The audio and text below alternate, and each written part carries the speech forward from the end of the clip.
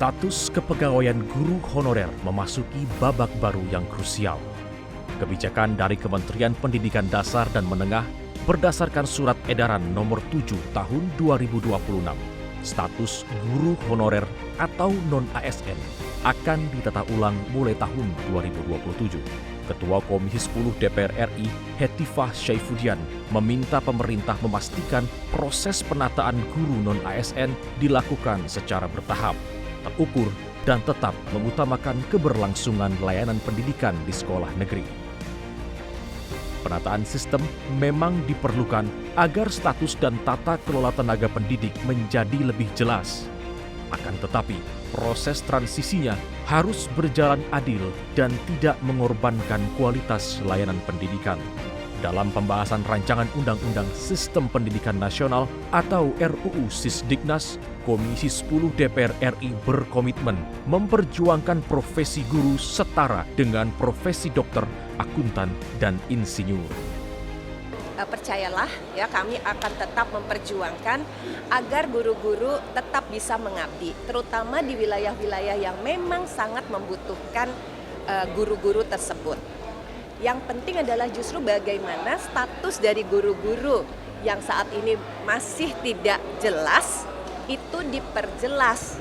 Misalnya dari guru non-ASN, guru honorer menjadi ASN, menjadi minimal P3K atau bahkan PNS. Kami dalam RUU Sisdiknas mendatang ingin agar status guru ini diperjelas.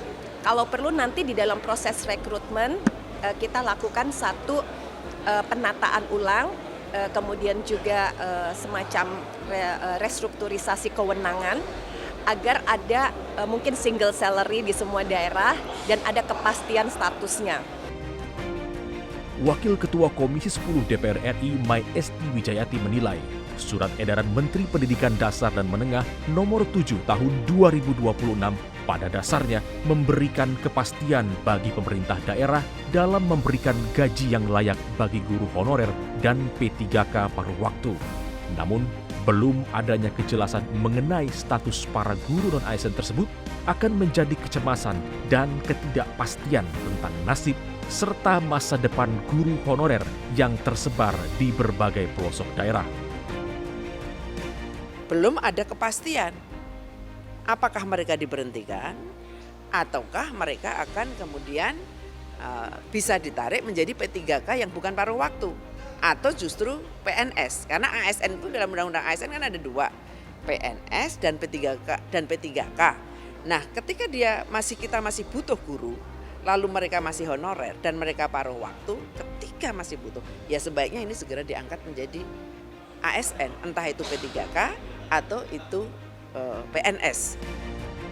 Di sisi lain, Komisi 2 DPR RI mendesak pemerintah segera menyusun peta jalan atau roadmap yang jelas agar proses transisi guru honorer menjadi ASN tidak menimbulkan masalah baru. Anggota Komisi 2 DPR RI Mardani Alisera menekankan pentingnya pemerintah menyiapkan peta jalan atau roadmap yang jelas agar penataan pegawai tidak merugikan tenaga honorer, khususnya para guru yang telah lama mengabdi. Undang-Undang ASN 2023 tegas bahwa tidak ada lagi pekerjaan yang sifatnya tidak tetap dan honorer bagi mereka yang bekerja buat negara. Semuanya masuk ke dalam ASN, 2 pintu PNS ataupun P3K. Nah, kalau ada edaran Kementerian Dikdasmen tidak ada lagi guru honorer, kami dukung betul-betul dibuat roadmap-nya bagaimana penyerapan guru honorer yang sekarang ada. Pemerintah harus memastikan kesiapan anggaran negara dengan berupaya melakukan proses penyerapan secara bertahap dalam rentang waktu 2 hingga 4 tahun serta memaksimalkan proses audit data honorer agar proses pengangkatan atau peralihan status kepegawaian lebih terukur dan transparan.